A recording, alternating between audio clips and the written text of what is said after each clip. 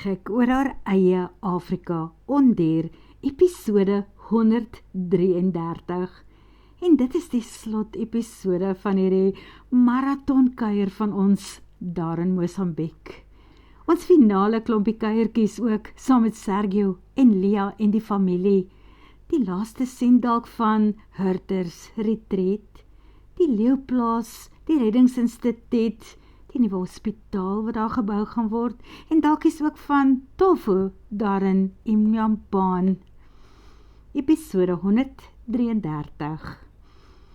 Deur die res van die middag van haar en Sergio se troudag wonder Lia natuurlik weer en weer of sy reg gehoor het. Het die klein seentjie haar mamma genoem?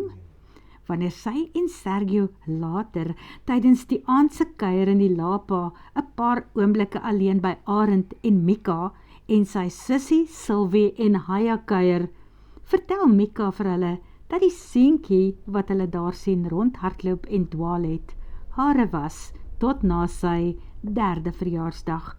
Klein Meld Henrikus, wat net vir 'n kort rukkie vir haar geleen was, en die skietongeluk waarin hy dood is, hoe sy ma hom nog gereeld gesien het, en nou Arend en Sylvie ook, en waarskynlik sy en Sergio en 'n paar ander mense, maar het dit dalk na dese verby gaan wees, want vanmiddag het klein Meld vir haar en Arend plegtig kom groet, en gesê dat sy tydjie op die aarde nou vereers verby is, dat hy weg moet gaan, maar dat hy weer sal terugkom, dat sy en Arend sal weet wanneer hy terugkom en dat dit hy is.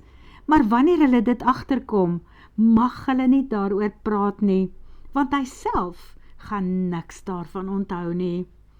Daarna het Mika bitterlik begin huil en Arend het haar beskermend in sy arms toegevou en eenkant toe gestap met haar, weg van oë wat dalk vraand in haar rigting kan draai.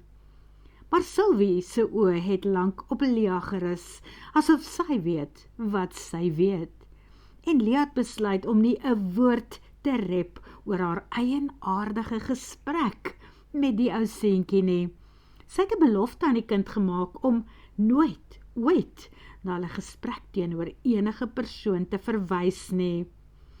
Sy en Sergio het vir die res van die aand seker gemaak dat hulle saam met elkeen van hulle gaste en die familie daar gekuier. Veral met die Camerons en Luca en Larry Willemse, wat ons môre reeds weer in die pad gaan val. En die Franse. Die Camerons gaan terug na Navarra met hulle Hummer, en Luca en Larry gaan stadig maar seker in die rigting van Tofu toer met hulle Land Rover huisie, sodat hulle min of meer teen Dinsdag of Woensdag, wanneer Sergio se ouers ook weer by hulle huis is, daar kan aankom. Die Cameron kleintjies is min of meer uitgehardloop en uitgespeel na die lekker troue wat hulle bygewoon het. Maar 2 van hulle wonder aanhoudend, waar is die ander seentjie maatjie wat so lekker saam met hulle rondgehardloop het? En die ou baba dogtertjie, wat vir hulle al vir 'n maand of 2 begin loop het, is nou huilerig. Sy soek oral rond, maar niemand kan agterkom na wie of wat nie. Sondag laai Larry vir hulle die eerste foto's en video's op Sergio en Lia se rekenaars. Sy het aangebied om vir hulle album te laat maak en dit te laat druk, maar dit is dalk iets wat Lia en Sergio self beter as sy sal kan doen. Daar is in elk geval genoeg materiaal om 'n meesterstuk te skep. En terwyl hulle daar ander kan die waters is daar meer as genoeg vir hulle om van die wonderlikste naweek in hulle lewe te onthou. Nie dat dit iets is wat hulle ooit sal, kan of wil vergeet nie, verseker hulle haar albei. En toe begin die plaas leegloop. Aleid, wat Sergio se baase vroegoggend uitgevlieg het na ou Artambo toe. Hulle moet daarom 'n kort kop voor Lia en Sergio in Parys aankom en regmaak vir die vergaderings wat gaan volg. Pierre is saam met Aleid vir geselskap. Wat 'n asem skep om 'n slag net Frans hoef te praat, het hy met dramatiese gebare beduie. Die Willemses het net na die laat ontbyt vertrek op 'n roete wat Sergio op hulle GPS insleutel. Hy vertel dat in Mosambiek verdwaal 'n mens verskriklik maklik. Soms ry jy nog in 'n rigting waar die son gaan sak. En as jy deur die nag ry, dan kom jy agter, maar hier kom die son nou reg voor jou op. Het hy gespot. Dan het jy 'n 360 of 'n 180 grade draai gemaak. Manuel pak 2 uur die middag 'n eg Portugese hoenderpotjie aan en teen 10 uur toe almal uitmekaar spat, is dit asof daar 'n vreemde gevoel van heimwee oor die plaas toesak. Aleid se vliegtuig is terug en hy staan nou reg om Lea en Sergio en Emily en Alonso môre van die plaas af weg te neem. Lea en Sergio, wat vir feitelik 'n maand van hier af gaan weg wees. Dit voel soos 'n lang tyd. Hoe gaan hulle dit verby kry? Maar toe is dit nie so lang tyd nie. Die eerste 3 weke van hulle oorseese reis vlieg vir Sergio en Lea verby. Sergio se toesprake en aanbiedings daar in Parys bring trane in die mense se oë. En Lea kyk self weg toe sy na die laaste fotos van Makwakwa en sy Fifies kyk. Die man wat so lief was vir sy hyena kindertjies. En Mart Marie en Aurore daar saam met hom op party van die fotos. Toe stap sy uit en gaan huil in die badkamer. Sommer oor Ralph Jameson ook, wat die pad so byster geraak het en nou nie meer is nie. Mika het tot Sondag aand gewag voordat sy die nuus van Ralph se dood aan die mense op Hurters Retreat oorgedra het. Natuurlik was hulle almal geskok. Nogal jammer dat iemand wat so op die verkeerde pad was, nie eers tot inkeer kon kom nie. Maar wie weet wat in daardie laaste oomblikke voordat hy afgekom het aarde, toe in sy kop aangegaan het. Terwyl Lea op 'n stadium in die loer vir die kunswerke van die grootes gestaan het, het Sergio ook ander nuus daaruit Tofu ontvang. Arend het hom gebel. Hy is saam met sy familie en Mika na Injambaan. Hy het gevlieg om min of meer 'n maand daar in 'n kliniek te gaan loukum. Hy wil Mika in hierdie tyd baie beter leer ken, maar eintlik weet hy reeds in sy binneste dat hy haar iewers in Desember gaan vra om sy vrou te word. Hy beplan om vir die eerste keer te trou. En dan wil hy haar saam terugbring na Hurters Retreat en die Leeuplaas Sanctuary en die kliniek en hospitaal wat die Franse van Ralph sy halwe ontwikkeling begin maak, want hy gaan dit mos vir hulle bestuur. Dit is die ideale plek om sy navorsing oor parasiete in die mense van Oos-Afrika voort te sit. Paula sal ook deel wees van sy span, maar sy het ook gesê dat sy wil begin afskaal. Sy en John sal waarskynlik nooit trou nie, maar hulle beplan om 'n bietjie rond te toer. Oral waar hulle met John se amarok en die tent wat op sy bak pas kan gaan kamp. Dit is daai daktentjie wat Lea soms op haar karretjie ook sit. Sergio en Lea het met hulle Europass op treine geklim, met kanaalbote gevaar, hier en daar 'n bus gevang, selfs 'n tram of 2, winkeltjies en mikroklein eetplekkies in veral Spanje besoek. Hulle het 'n afdraai na Barcelona gemaak, want Lea moes opsluit na die Dali Museum gaan kyk en die argitektoniese nalatenskap van Gaudi. En Sergio het dit net soveel geniet as sy. Hy is darm nie net 'n Afrika ondier nie. Die man is byna geletterd, jy weet. Emily en Alonso se heerlike en kleurvolle troue hou hulle vir 3 dae in Lissabon. Daarna is hulle met 'n kleiner vliegtuig terug na Amsterdam vir 'n nag of 2 daar, voordat hulle die kanaalboot en treine na Parys en Charles de Gaulle lughawe geneem het. Amper net so skielik as wat dit alles begin het, staan hulle op ou Air Tambo en wag vir al Leidse mooi swart en wit vliegtuigie wat hulle gaan terugneem na Hurters Retreat. Beskou dit as 'n sirkel voltooi. Maandagoggend en Sergio staan vroegoggend op om na die Leeuplaas Reddingsinstituut en Dierehospitaal toe te gaan. Werk soos tevore, alles terug na normaal. Hy en Lia was bykans 'n maand in die buiteland, maar daardie laaste paar dae daar kon hy en sy nie meer wag om terug te wees hier in Afrika nie. Hulle het werk om te doen. Jy kan dit net as een ander ding ook beskryf, het Sergio egter besluit. Hulle twee was homesick, maar nou is hulle terug. Gister het hulle op Hurters Retreat aangekop en toe rondgestap, elkeen met arms vol katte, want Kato en haar kleintjies het geweier om agtergelaat te word. Sy het mooi gesond geword na haar operasie en Rory het mos haar steke uitgehaal. Seker gemaak het sy alright is. Die katte wou saamgaan waar hulle wil gaan, maar skielik kon die ou kleintjies nie meer loop nie. En met al die katte wat saam stap, of liewer saam gedra word, het hy en Lia gewonder waar om hulle permanente huisie te maak. In sy woonstel of in Lia se. Toe kom John met die voorstel dat hulle die meer praktiese ding behoort te doen. Kyk, Sergio se plek het die onbeperkte wifi. As hulle nou Lia se ou kamer in die groothuis by sy woonstel inlyf en in aanbou, dan het hulle 'n huis aan die huis. Dan kan sy haar woonstel en studio terugverander in een van die vakansiebehuisings daar op Hurters Retreat, want daar is 'n aanvraag vir nog heel wat meer huisvesting. Maar wat dan van my studio en die winkel wat ek beplan om daar te maak? Ag, wat, ons het al soveel gebou, kom ons bou nog 'n stuk aan, daar aan die ander kant van die troulokaal wat julle gemaak het, dan sit reg oor julle woonstel of huis. Want nadat julle trouvideo's op Larry se India Tikulu kanaal beland het, wil almal skielik in hierdie pragtige stukkie Portugal in Afrika kom trou.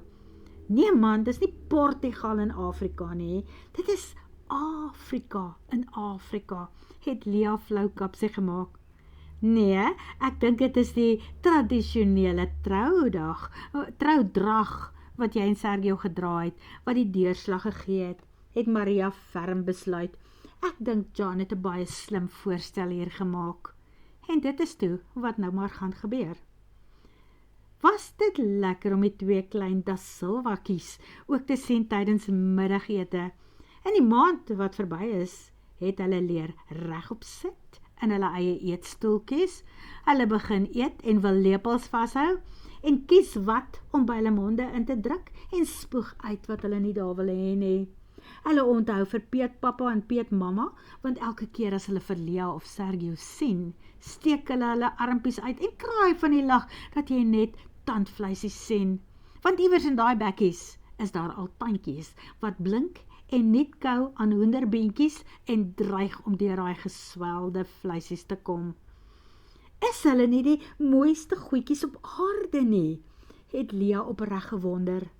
Vreeslik mooi, kon Sergio net saamstem, terwyl hy vir die hoeveelste keer buk om 'n vurk vol of 'n lepeltjie vol pampoen van die grond af op te tel, wat een van die kleintjies afgegooi het aarde toe. Maar die kompetisie vir die mooiste baba is aan, want oor 'n week of 2 kom sy suster Sylvia se dogtertjie. Hulle Martineze maak mooi kleintjies, fotos en ouers wat hulle groot gemaak het, lieg mos nie. Sergio en Lia het klaar besluit om 'n dag voor die datum waarop Sylvia se babietjie moet kom, deur te ry Toffe toe en daar te gaan wag totdat die dingetjie gebore is. Sy Franse baase is al in Parys ingelig oor daardie besluit. Hy het nie gevra nie, hy het hulle ingelig. Hulle het nie geprotesteer nie, hulle weet wanneer om net instemmend met die kop te knik. Sergio glimlag terwyl hy vir Lia met 'n beker koffie wakker maak. Dit is een ding wat hulle mekaar beloof het. Nie een van hulle twee ry ooit weer weg sonder om die ander een te groet nie. Die lewe is net te kort om nie elke oomblik vir die ander een te laat weet waar hulle is of hoe hulle voel nie. Sergio gaan sit op die kant van die bed, langs Lia met sy eie beker koffie toe sy selfoon lui. Sy moed sak sommer aan sy skoene toe hy sien dat dit Rory is.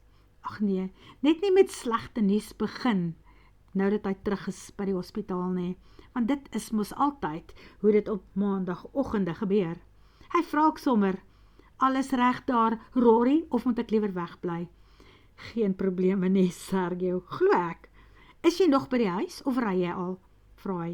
Nee, ek's nog by die huis. Drink net 'n laaste koppie koffie saam met my vrou, dan kom ek. Nee, wag daar. Ek en Mart Marie is op pad. Daar is iets wat ons vir jou en Lia wil gaan wys. Wel, as hulle op pad is hiernatoe, moet ek seker ook gaan stort en aantrek. Lia klouter haastig tussen die lakens uit en bevlieg die stort, en teen die tyd dat die twee mense daar stop, wag sy en Sergio buite op die klein stoepie van die woonstel. Daar is 'n hok agterop die dubbelkajuitbakkie, waarmee Rory hulle kom oppik. 'n Hok met 2 jong hyenas van die reddingsplaas daarin. Dit is baie lekker om Mart Marie sonder die armslinger te sien rondbeweeg. Sy vertel dat sy nou weer haar ou self is. En nadat hulle die mense en die hyenas gegroet het, vra Sergio, waarheen gaan ons? Hy moet noodgedwonge die aanbod om voorlangs Rory te sit aanvaar. Sy lang bene pas nie op die agterste ry sitplekke langs Lia in nie.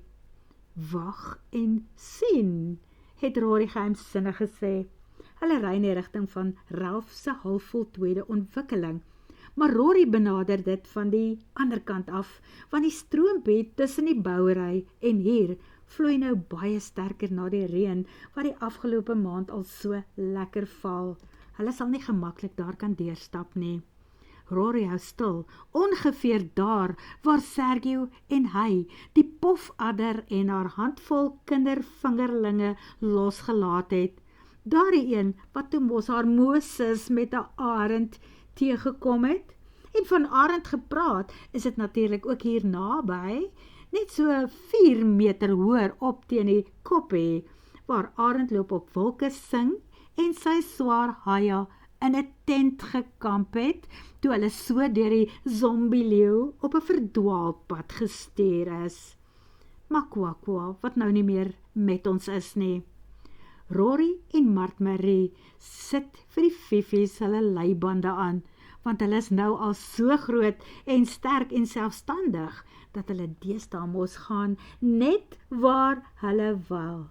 Dit was met een van daardie gaan waar hulle wil, dat die twee vir hulle die plek gewys het, wat hulle nou aan Sergio en Lia gaan wys.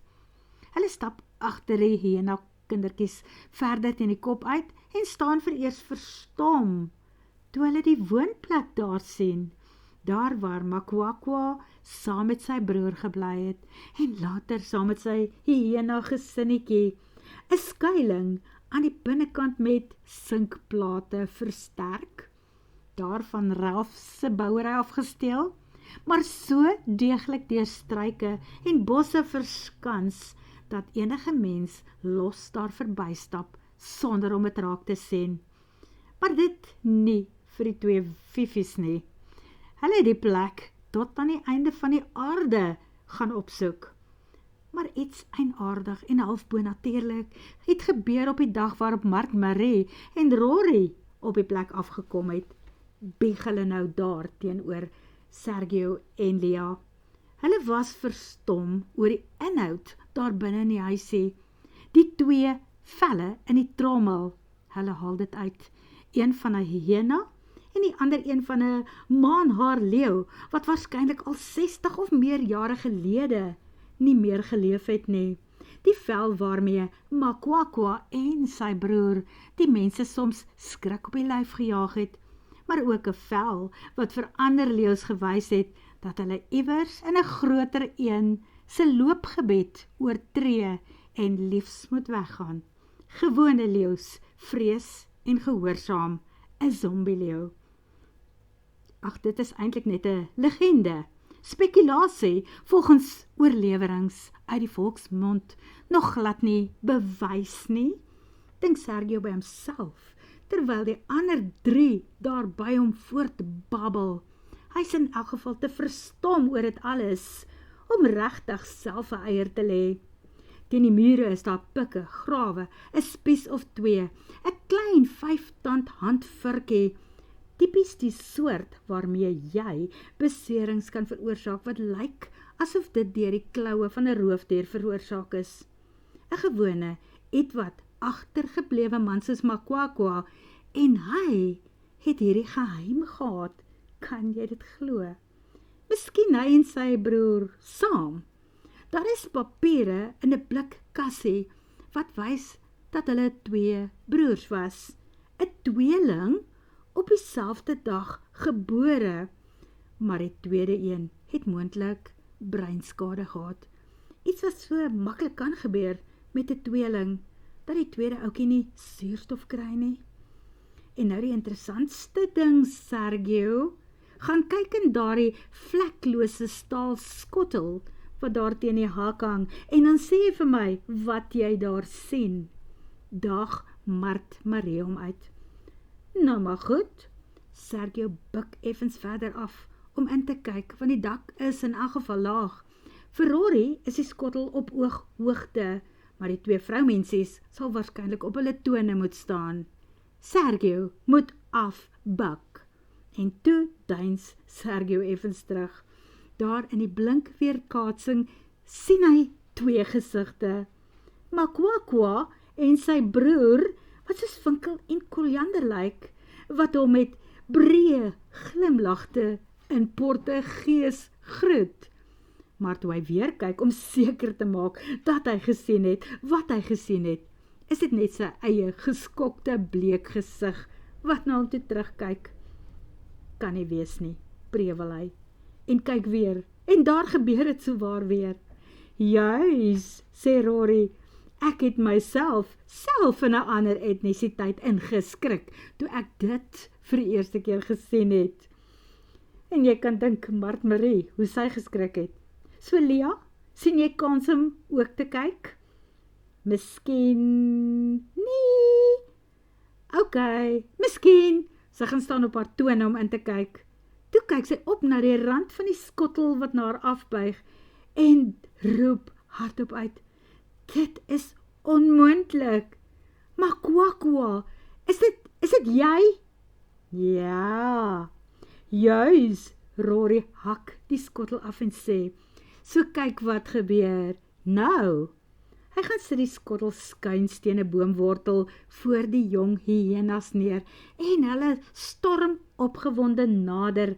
Hulle verdring mekaar byna soos wat hulle teen die skottel gaan lê. Sergio buk vooroor om te sien wat dit is wat hulle sien. Is dit hulle self? Of is dit dalk die beeld van hulle ma, wat so wreed van hulle af weggeneem is, wat nou na hulle toe terugkyk? En nou, Sergio, is daar iets wat ons vir jou wil vra, moet vra, en jy mag nie nee sê nie. Begin Mart Marie, en Sergio kyk behoedsaam na haar. Hy hou nie van versoeke wat eintlik eise is nie. Vra maar. Sergio wag, gewapen met sy hand oor sy mond. Mag ons die skuiling afbreek en saamneem na die leeuplaas en dit daar weer oprig? Stel jou voor hoe interessant dit vir toeriste gaan wees om 'n regte zombie-leeu-skuiling van naby te kan kom beskou. Hulle sal ver ry om dit te kan sien. Wow, dit is 'n skitterende plan, sterk Lia haar en haar kwaad. Ek dink nie daar bestaan iets soos dit enige plek in die wêreld nie. 'n Autentieke zombie-leeu-skuiling. Sekerlik nie vir my of ons om te besluit nie, keer Sergio behoedsaam. Wel, die Franse sal self 'n ekstra besoek inpas as hulle moet weet waarop ons afgekom het. Gooi Rory brandstof op die koeltjie wat dreig om vlam te vat in Sergio se kop. Nie hulle nie, man. Ek wonder wat sal die manne in die skottel daarvan sê, om so geëksploiteer te word, die Makwakwas. Ja, wat sal hulle daarvan dink, om aan die wêreld tentoongestel te word? En daar kom die antwoord, duidelik en hard, vanuit 'n blikskottel, van 'n vleklose staalskottel. Yes, it's good. En amper ding die 4 van hulle mee, om eerste by die bakkie te kom van skrik. Maar eintlik weet hulle al 4 wat hulle te doen staan.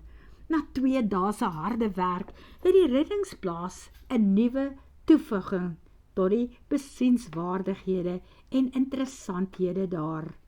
'n Zombie skerm. Lia verf teen die mure. Die storie van die zombieman en sy fifies. Hulle het mos foto's van Makwakwa. Sergio en sy ry die volgende donderdag al deur na Tofu toe. Dr. Klets vermoed dat Diego en Sylvia, sy sussie, se baba waarskynlik môre of Saterdag sal kom. Dalk deur die nag. Mens weet mos nooit met babas nie. Hulle eet Maria se lekker padkos daar op die plek waar hy altyd stop om 'n draai te loop.